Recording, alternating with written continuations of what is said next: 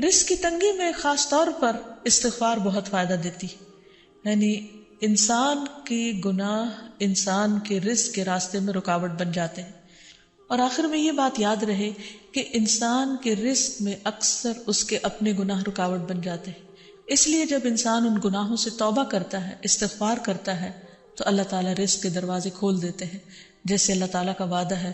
قرآن مجید میں آتا ہے، نوح علیہ السلام نے اپنی قوم سے کہا، فَقُلْتُ اسْتَغْفِرُوا رَبَّكُمْ إِنَّهُ كَانَ غَفَّارًا يُرْسِلِ السَّمَاءَ عَلَيْكُمْ مِدْرَارًا وَيُمْدِدْكُمْ بِأَمْوَالٍ وَبَنِينَ وَيَجْعَلْ لَكُمْ جَنَّاتٍ وَيَجْعَلْ لَكُمْ أَنْهَارًا۔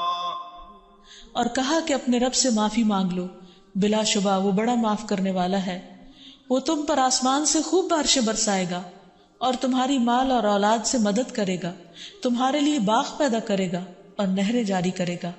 تو اس سے یہ پتہ چلتا ہے کہ دنیا میں جتنی بھی راحتیں اور رزق کی قسمیں ہیں ان سب کی کنجی استغفار ہے۔ تو اس لیے انسان کثرت سے اپنے گناہوں پر توبہ کرتا رہے۔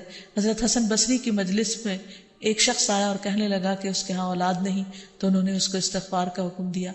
دوسرے شخص نے کہا کہ ان کے ہاں قحط سالی ہے، بارشیں نہیں ہو رہی، تو انہوں نے ان کو استغفار پڑھنے کے لیے کہا۔ تیسرا شخص آیا اور کہنے لگا کہ اس کے رزق میں مشکل ہے، تو انہوں نے اس کو بھی یہی نسخہ بتایا۔